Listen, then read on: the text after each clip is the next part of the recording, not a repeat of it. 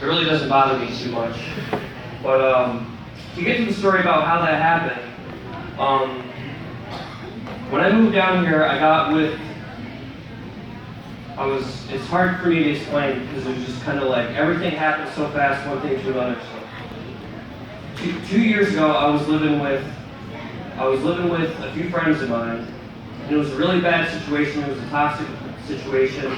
They were angry a lot. They were arguing all the time, and I dealt with that for probably as long as I could, and that lasted for probably 2 or 3 months until I was like, all right, I can't do it anymore. I gotta get out of here.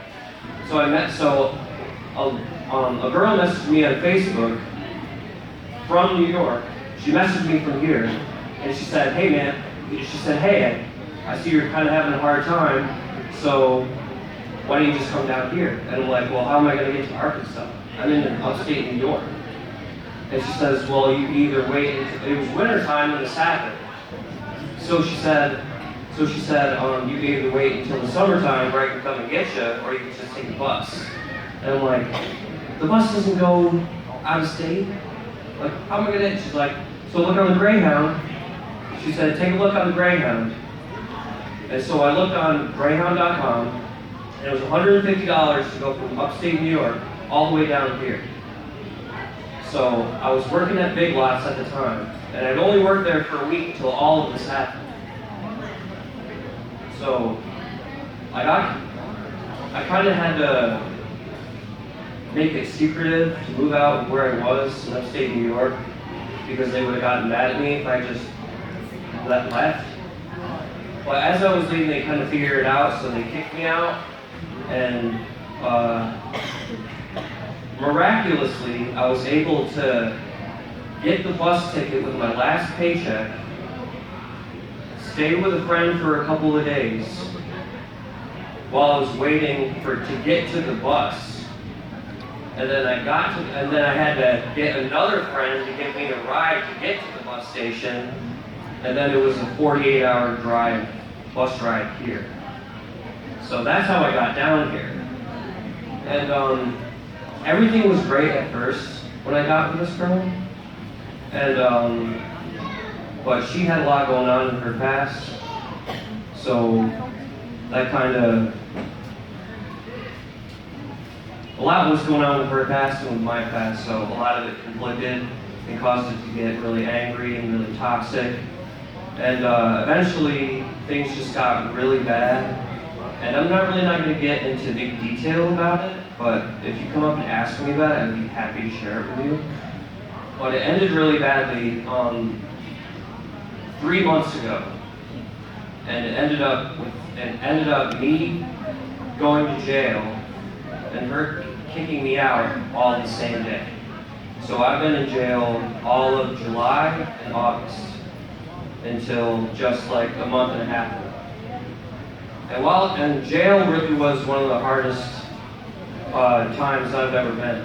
It's one of the hardest things I've ever had to go through, and I've been through a lot. So there was a lot of really, I was really paranoid about my case. I was really scared about what was going to happen. I really didn't know what I was gonna, I was evicted, so I didn't have anywhere to go when I got out, so I was tripping about that too. And people told me I was gonna get a year in jail. They pushed my court date 3 months, so I thought I was gonna have to wait 3 months to figure out what was gonna happen. So I kind of just dug down and I dug deep, and I just decided to, make the best of what I could while I was in there. And I wanted to attend church in there, but the guys that were running the church were it didn't seem right for me, because a lot of the guys that were leading it were kind of narcissistic, and it wasn't really, I didn't feel like it was right for me. So I kind of just I got a Bible while I was in there, and I had this little, it was like this little mini Bible with like, what to do now kind of thing, like once you decide to give your life to Christ. And so instead of going to church with these guys, I decided to kind of just start reading the Bible by myself on my phone. And this was probably around late August, probably late August. And I started reading this little Bible with a couple of friends of mine, and I was really getting into it. I was really liking it. And with everything that was going on, I decided, like, hey, like, I made like a lot of mistakes all the way up to the point to me getting here. Something's got to change. I got to do something to make things right. So I decided to give my life to God while I was in jail. And it was only a couple of days, and I was Amber really... Chapman for the hair. Amber Chapman hair. It got to the point where for the whole time I was in there, I was sleeping the day away, and I was staying up all night to kind of like make the days go faster. But everybody was up at night, and my routine was kind of just getting frustrated because I was dealing with a lot of that. I was trying not to be an angry person anymore. So I was trying not to affiliate with the people that were being angry. I was trying to get away from all that. I needed to change. I had to. Or else I knew I was just going to go back to the same thing I was doing. So just that one day, I decided to change my routine. Just a couple of days after I decided to read the Bible, I decided to change my routine and be like, okay, well, now I'm going to be up all day and sleep all night and just try and sleep as much as I can to avoid all this anger. So that morning, I was up all morning, just while everybody was sleeping, just kind of like by myself, pacing back and forth. And the CO calls me up first for, I don't know, I think they were gonna, take my vitals or something. They call you up for all kinds of stuff. So I go up there, and this is 3 weeks prior to my court date, right? 3 weeks prior to my court date, the CO calls me up and he's like, well, I guess you got court today, man. I'm like, okay. So I'm terrified about what they're going to do. So I go to court, and there's this little piece of paper that I have to fill out, and it's a misdemeanor, it's my first offense. But I don't have a lawyer, I don't have anything like that. So they make you sign this waiver for legal counsel. So like you don't get a public defender or a lawyer or anything. It just says, I want to represent myself. And it said I could get up to $1,000 fine or up to a year in jail.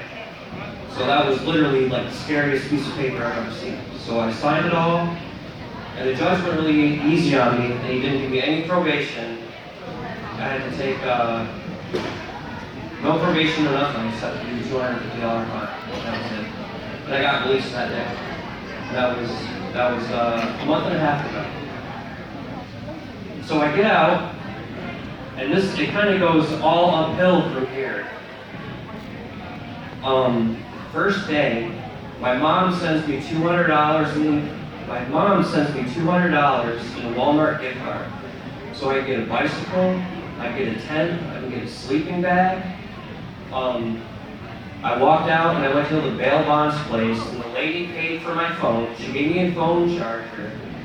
I went back there again. She gave me another. She just kind of just handed me money, and like, hey, I guess she noticed that I was really trying to make an effort, and she's like, I don't really do this for anybody, so don't tell anybody. But I really felt I should share that because that was just a great act of kindness. Anyway,